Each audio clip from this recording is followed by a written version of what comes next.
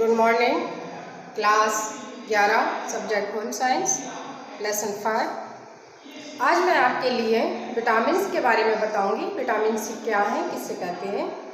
तो मैंने आपके लिए कल की वीडियो में कार्बोहाइड्रेट के बारे में बताया था, प्रोटीन के बारे में भी मैं बता चुकी हूँ और आज मैं विटामिन्स के बारे में बताऊंगी कि विटामिन्स क्या है। तो विटामिन्स सन 1911 ईस्वी में फुंक ने वाइटल तथा आमीन के रूप से विटामिन्स को उजागर किया तथा 1912 ईस्वी में हॉपकिंस नामक वैज्ञानिक ने इन तत्वों को आवश्यक तत्व तथा जीव तत्व का नाम दिया। तो ये जो विटामिन है पहले हमारे पोषक तत्वों में नहीं था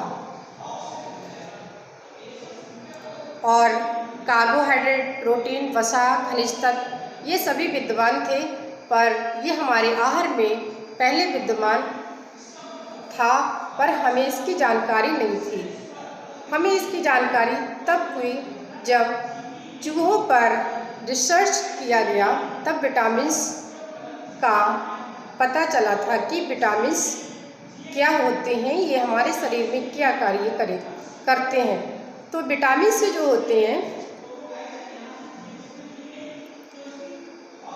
विटामिन एक प्रकार के कार्बनिक यौगिक होते हैं जो भोज्य पदार्थों में बहुत कम मात्रा में पाए जाते हैं और भोज्य पदार्थों में ये अदृश्य रूप में रहते हैं जो हमें दिखाई नहीं देते।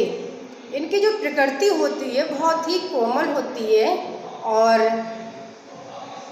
इसका जो समुचित ज्ञान हमें न होने से अज्ञानवश कभी कभार हम क्या करते हैं, सब्जियों को धोने से पहले नहीं काटते बल्कि काटने के बाद ही धुलते हैं और कुछ आवश्यक चीज़ों का पानी निकालकर हम फेंक देते हैं पकाते समय और इनके विटामिन्स भी नष्ट कर देते हैं। तलने से, भूनने से या अधिक समय भोजन को, सब्जियों को पकाने से भी हमारे विटामिन्स जो होते हैं नष्ट हो जाते हैं। तो इन चीज़ों का हमें ज्ञान नहीं होता है। सब्जियों में मीठे सोडे का प्रयोग करने से भी हमारे जो विटामिन्स होते हैं वो भी नष्ट हो जाते हैं।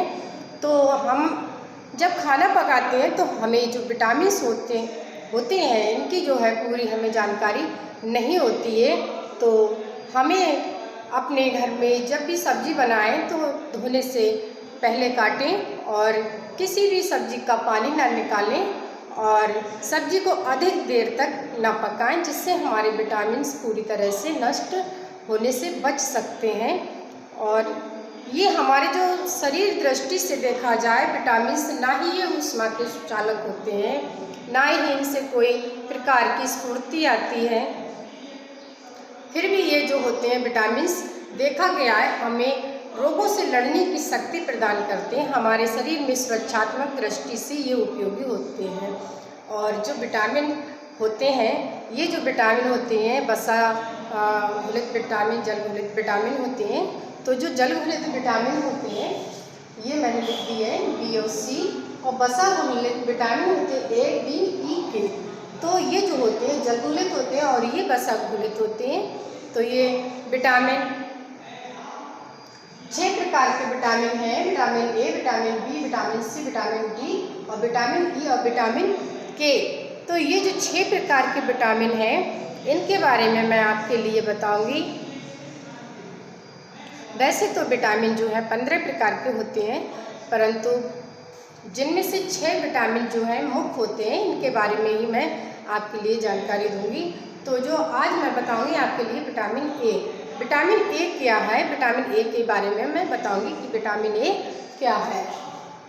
विटामिन ए सबसे पहले इसी विटामिन का आविष्कार हुआ था, सबसे पहले इसी विटामिन की खोज हुई थी, इसी का ही नाम सबसे पहले आया। इसको जो है हम रेटिनॉल के नाम से भी जानते हैं।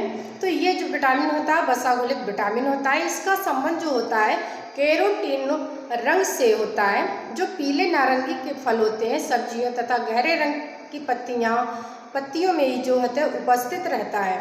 ये पीले रंग का रेबयुक्त पदार्थ है और जल में अघुलनशील है। इस पर अम्ल, क्षार व ताप का कोई प्रभाव नहीं पड़ता। ये वसा घुलित होने के कारण शरीर में पर्याप्त मात्रा में संचित रहता है और इनकी कमी शीघ्र प्रकट नहीं होती। तो विटामिन ए जो होता है, इसके जो प्राप्ति के स्रोत होते हैं, हमें ये किन किन चीज़ों से प्राप्त होता है विटामिन ए?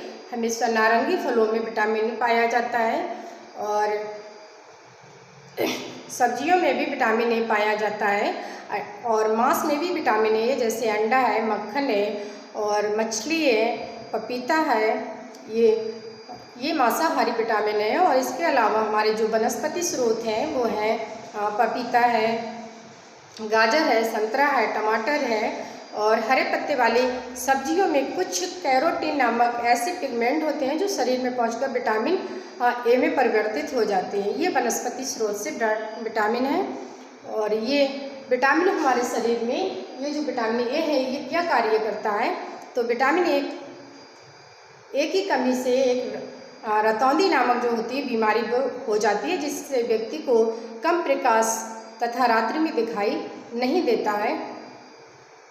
और विटामिन ए की हीनता से त्वचा सूखी व खुरदुरी हो जाती है और त्वचा पर छोटे छोटे नुकीले दाने हो जाते हैं, जिससे त्वचा हमारी बदसूरत या टोड स्किन, जिससे कहते हैं टोड स्किन बोलते हैं, ऐसी हो जाती है। और इसके अलावा व्यक्ति जो है छूत की बीमारियों से भी ग्रस्त हो जाता है। आँखों की जो पलकें होती हैं वह सूज जाती हैं। इसका विटामिन ए का असर सबसे ज़्यादा हमारी आँखों पर दिखाई देता है और अत्यधिक कमी होने से क्या होता है, आँखों पर जो होता है जाल सा बिछ जाता है, जिससे आँखों की ज्योति बिल्कुल समाप्त हो जाती है। ये सब विटामिन ए की कमी से होती है। तो हमें प्रतिदिन कितनी मात्रा लेनी चाहिए विटामिन ए की?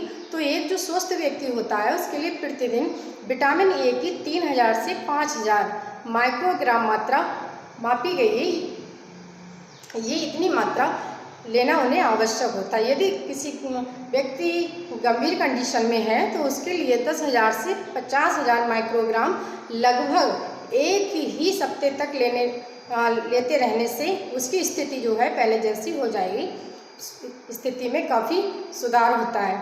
तो ये व्यक्ति प्रतिदिन 250 ग्राम टमाटर या 1.5 लीटर दूध, 30 ग्राम मक्खन, 60 ग्राम पालक या 1 बूंद हेलवेट जो होता है, जिसको हम बोलते हैं लीवर ऑयल, लेता रहे तो पर्याप्त मात्रा जो है विटामिन ए की उसे मिलती रहेगी, जिससे जो है उसकी रोशनी, आँखों की ज्योति जो है खराब नहीं होगी। तो विटामिन ए की जो है हमारी ये जो मात्रा थी ये है। और विटामिन ए जो है हम इसकी कमी से तो हमें रतौंधी या ये बीमारियां हो जाती हैं। यदि हमने विटामिन ए अधिक मात्रा में ले लिया तो हमें तब भी समस्या रहती है। इससे क्या होती है, त्वचा जो होती है इसकी अधिकता से भी हमें काफ़ी हानियाँ होती हैं। जैसे जोड़ों में दर्द होता है, हमारा जो लीवर होता है, पिलिया का आकार क्या होता है, बढ़ जाता है, त्वचा हमारी खुश्क हो जाती है और सांस लेने में भी दिक्कत होती है। तो ये तो जो थी हमारी विटामिन ए की जानकारी थी। विटामिन ए क्या है इसके बारे में मैंने आपके लिए बताया। और आज के लिए मेरी वीडियो इतनी, और अगली वीडियो के साथ फिर मिलते हैं। तब तक के लिए नमस्कार।